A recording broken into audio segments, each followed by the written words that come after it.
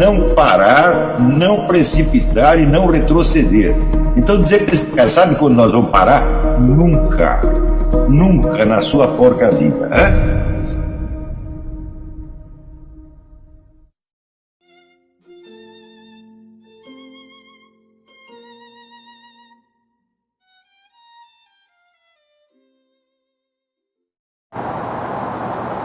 Você imagina o seguinte, cada pessoa que está caminhando nesse mundo, ela é um eu substancial, é um ente, criado de uma vez para sempre, né?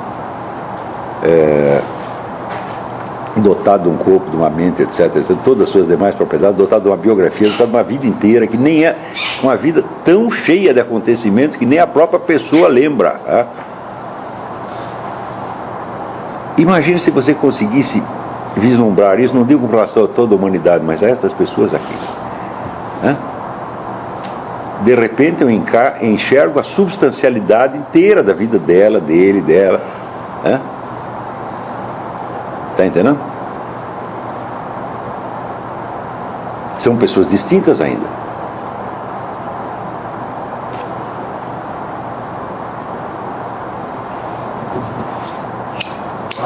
Esse poder decisório seria o livre-arbítrio? Como é? Esse poder decisório do eu substancial seria o livre-arbítrio? É só aí que você tem livre-arbítrio. No plano mental você não tem nenhum. Sua mente, coitadinha, ela... Vira, as confusões sobre livre-arbítrio, as pessoas querem explicar se existe determinismo ou livre-arbítrio. Você nunca consegue reduzir uma única ação humana a um desses fatores ou a outro. Porque os dois estão sempre presentes de maneira tão mesclada. Você imagina, por exemplo, carga hereditária. Existe alguma ação sua na qual a carga hereditária não pesa de maneira alguma? Não, não tem.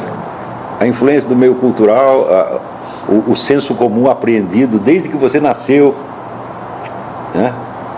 Que você, vamos dizer, é tão poderoso sobre você que você só consegue pensar dentro do que ele te ensinou, mas ao mesmo tempo você não consegue enxergá-lo, né? E ao mesmo tempo você leva em conta todos esses fatores, eles sempre estão presentes, mas eles decidem tudo, falam, não é possível, porque todos esses fatores são genéricos, e para que o indivíduo faça isso ou aquilo, é possível que esse conjunto de fatores genéricos passe pelo filtro individual daquele indivíduo. Então toda vez que você coloca a questão de determinismo e livre-arbítrio, você não chega a conclusão nenhuma.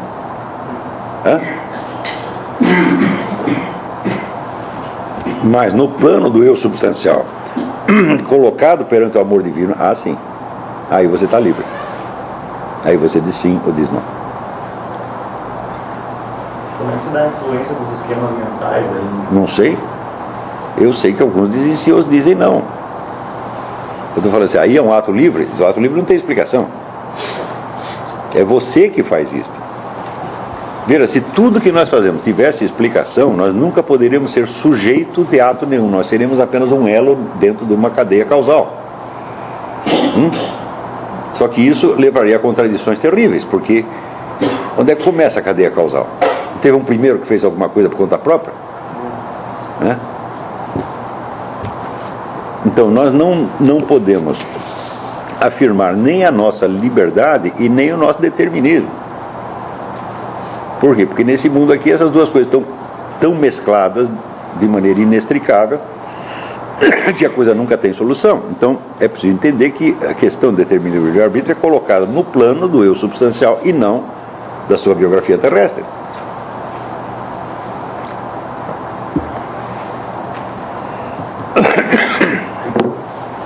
Esse Deus Criador, Deus interventor também? O tempo todo. Porque ele te instaurou e ele te mantém na existência. Se você perguntar, por que eu existo? Você não encontra explicação. Agora, se perguntar, por que eu continuo existindo? Você também não tem explicação. Então, Deus te criou e te mantém na existência. Ele te mantém por tempo indefinido, um tempo interminável. Porque o amor divino não é um ato que aconteceu em determinado momento. Não, ele é o próprio Deus. E Deus não pode cessar de existir.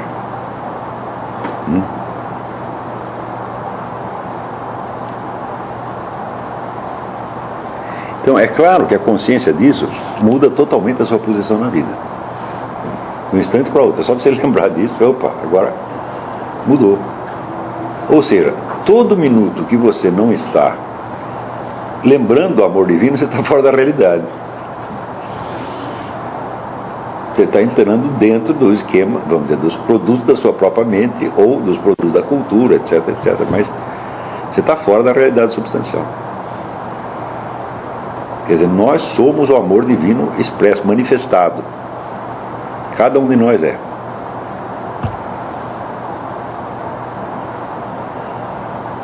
E não tem jeito de você não gostar disso, tá entendendo? Também você vê que até as suas preocupações religiosas vão mudar de escala. Né?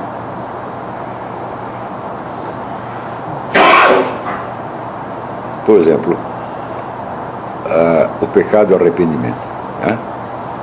Então, você comete algo que você acha que é um pecado e você se arrepende. Então daí você, vou falar com Deus. Mas na hora que você vai falar com Deus, você lembra que Deus é o amor divino, que Deus te criou do nada, só por amor, por mais nada, né? E que está te mantendo por amor nesse mesmo instante. Como é que você vai ficar triste? Como é que você vai ficar envergonhado perante Deus? Eu nunca fico envergonhado perante Deus, porque envergonhar você tentar se esconder, falar ao contrário, eu vou abrir tudo, né? Porque daí sai o meu pecado dentro do amor divino. Isso é instantâneo. Tá entendendo? E vamos dizer, e nos instantes onde a sua mente está demasiado ativa, tá certo? E você não consegue ter a afirmação do eu substancial. Você diz, que miséria, hein? Nesse instante você sabe que você está enganado, você sabe que está vivendo a ilusão, então, sabe o que você faz? Você diz para você mesmo, eu estou dormindo agora. Eu estou no mundo dos meus próprios pensamentos, eu estou no sonho, eu não estou na realidade. A gente passa uma boa parte do dia assim.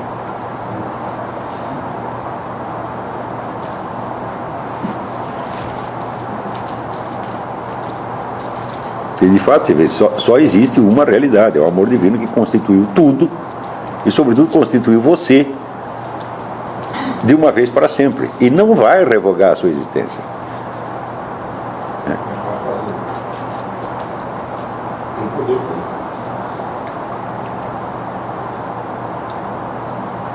Ele pode fazer com que você jamais tenha existido? Isso seria contraditório com ele. Deus não volta atrás. Então está aí uma coisa que Deus não pode fazer, ele não pode se desdizer.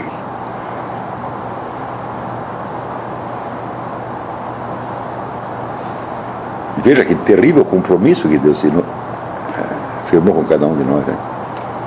Eu fiz você para sempre e não vou te desfazer. E ele não vai voltar atrás nisso.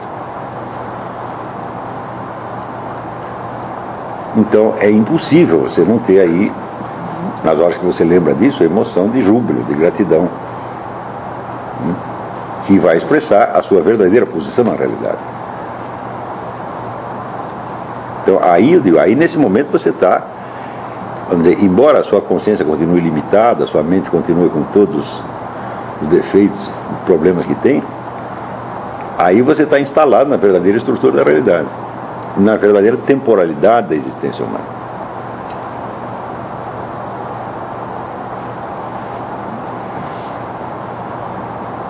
Isso não quer dizer que a sua mente instantaneamente vai ser capaz de raciocinar sempre na escala verdadeira da temporalidade. Nós não temos capacidade para isso. Então é impossível você ter essa experiência sem, ao mesmo tempo, você notar, vamos dizer, como é deplorável a fraqueza da mente humana, na qual tantos apostaram tanto, né, ao ponto de fazer dela o fundamento da realidade. Então, por exemplo, eu sei que no plano da alma imortal, e note bem, nós não nos tornaremos almas imortais depois de morrer, nós somos desde já, né? A temporalidade inteira da história humana é somente 1 minuto. Isso quer dizer que a minha mente vai conseguir abarcar a história humana inteira?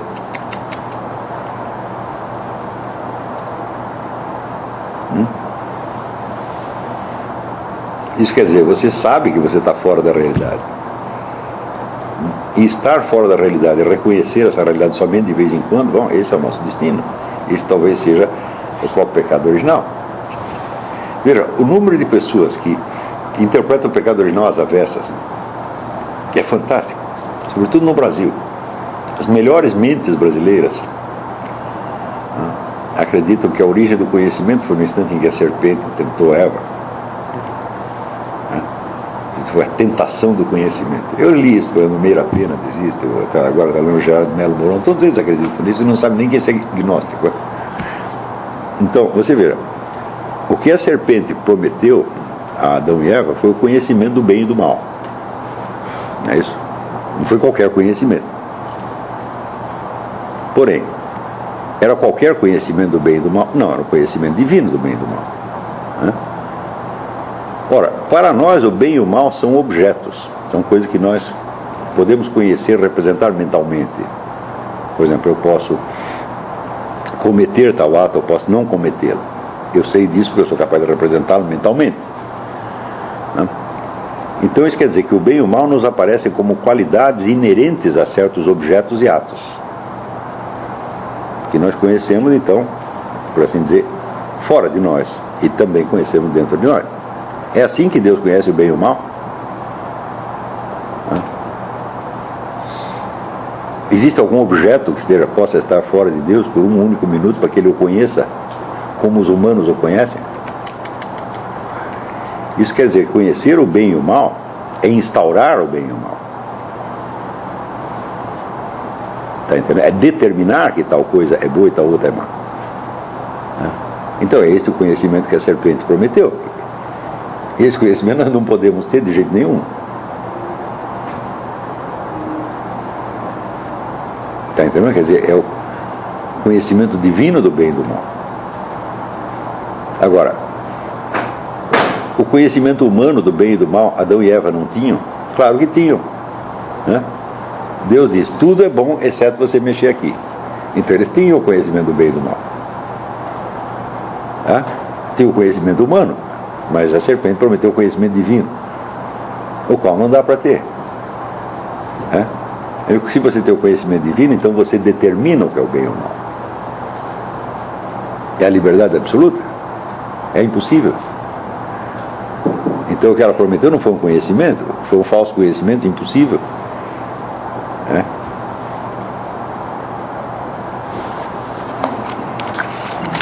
Nesse contexto, o que se dá então, essa pergunta não sei nem se é possível, o que se dá então a queda?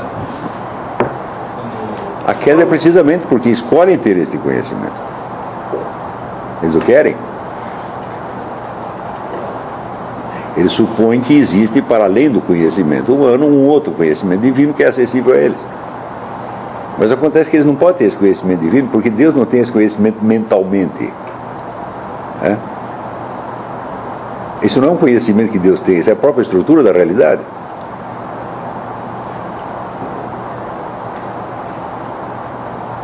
Então, quer dizer, prometer que um ser humano vai alcançar mentalmente o domínio de uma coisa que não é mental e que transcende a mente infinitamente, fará claro que é vigarice. Mas esses camaradas que estão prometendo que você vai fundir na mente cósmica estão fazendo a mesma coisa, até hoje. Aí se inaugura não o conhecimento, mas o reino da mentira. Se você observar, por exemplo, a história da igreja, desde que ela aparece, você vê que o tempo todo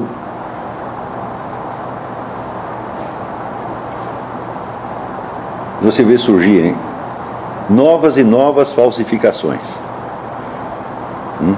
Ou seja, o maior problema que a igreja tem desde que ela existe não é os camaradas que a atacam, são os que a falsificam. Mas são um monte de gente, não para. Sim, isso é tudo falso.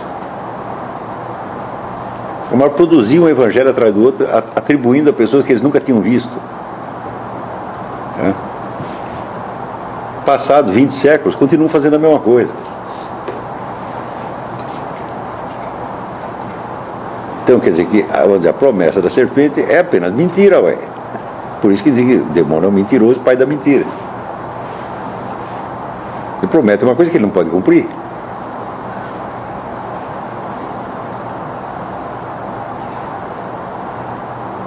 Mas que naquele momento, vamos dizer, por uma limitação intrínseca da mente humana, pelo simples fato de que a mente humana não é uma mente angélica nem divina, parece razoável ao ser humano.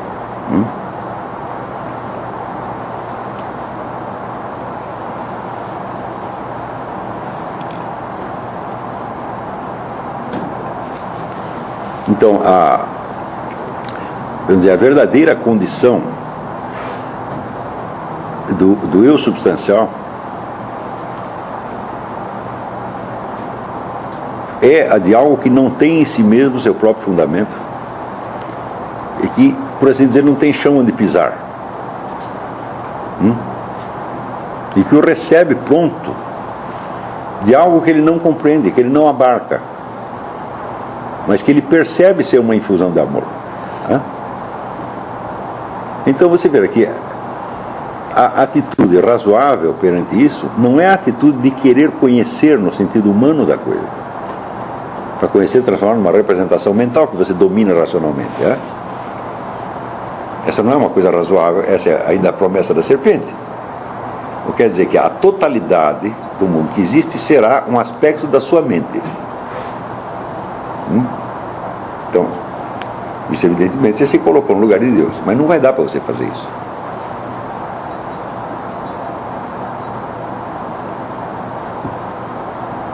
Então, vamos dizer, a possibilidade de fazer isso existia antes da queda, e fazer isso é a queda.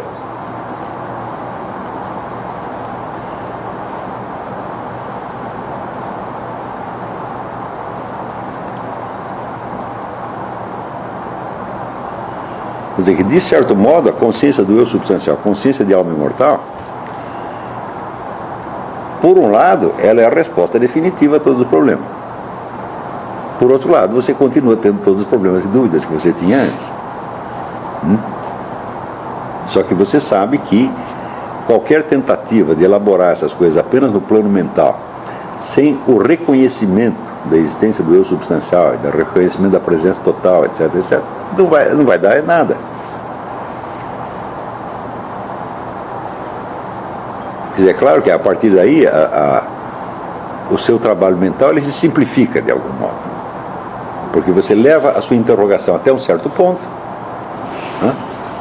e você diz: eu não tenho a resposta, mas a resposta existe. Ela existe onde? Na estrutura da própria realidade, na obra divina. Então vou esperar que a obra divina me explique. E se ela não explicar, eu vou morrer sem saber isso. E daí? Quer dizer que o conhecimento ele deixa de ser uma ânsia. Ele continua sendo uma necessidade, sem dúvida, mas ele não é, vamos dizer, não é mais uma permanente fome mental de explicações. Você poder viver sem explicações para isto ou para aquilo, se torna uma graça divina. Quer dizer, eu não preciso compreender tudo, porque Deus compreende. Se for preciso, Ele me explica. É o famoso negócio de São Paulo: não se preocupe com o que você vai dizer.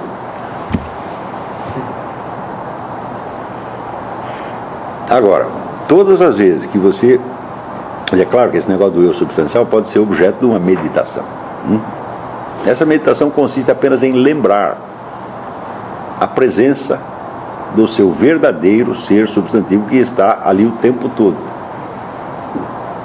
Mas é claro que essa meditação ela tem um aspecto também paradoxal e conflitivo, porque lembrar-se de uma coisa é querer conhecê-la mentalmente e querer, portanto, abarcá-la e representá-la, e você vai insistentemente fracassar nisso, até que chega um momento em que a aceitação da existência se torna em você mais forte do que o desejo de abarcá-la cognitivamente.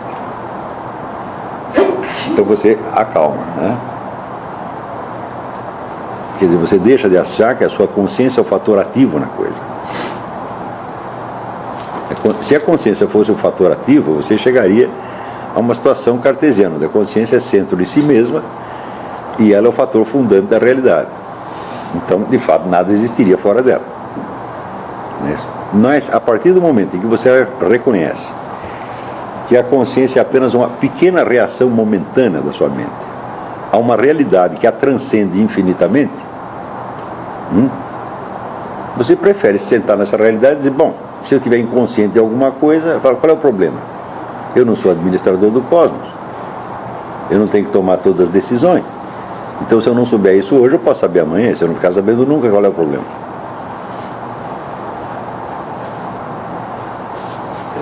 Você acha que então que o objetivo final da filosofia é agnóstico? Não, como é que eu vou saber? Só se o camarada busca uma explicação total.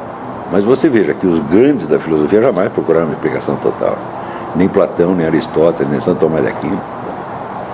A ideia de explicação total, ela surge na modernidade, com os grandes sistemas. Descartes, Spinoza, Leibniz, né? O idealismo alemão, esses que vêm com uma teoria total de tudo. E a ideia da teoria total de tudo ainda continua hoje, até hoje aí. Quando ela evidentemente é uma estupidez na própria base.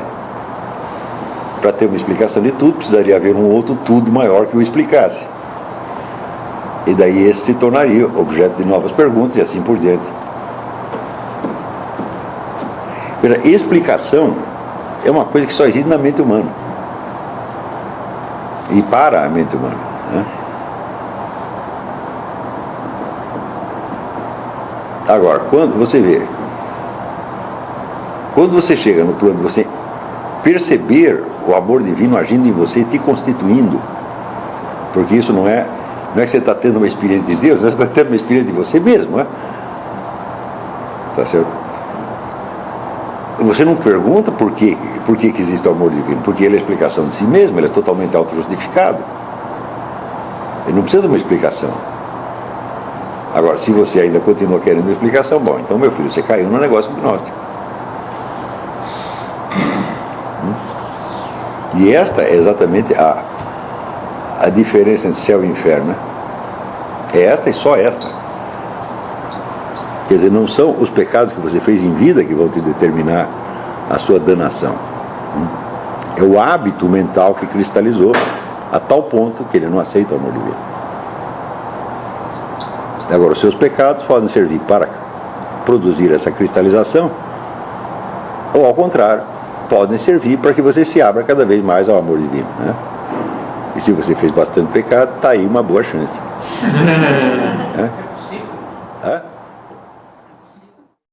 E aí, pessoal, tranquilo? Então, se inscreva no canal, compartilhe, comente, ajude nosso canal. Os links estão na descrição do vídeo. Você pode participar pelo Apoie-se, pela vaquinha. Qualquer forma de ajuda será muito bem-vinda. Pode curtir, comentar e compartilhar também para ajudar nosso canal. Quem quiser seguir a gente nas redes sociais, estão todas aí na descrição do vídeo. Muito obrigado, sempre com Deus, pátria, família e liberdade. Tamo junto, forte abraço.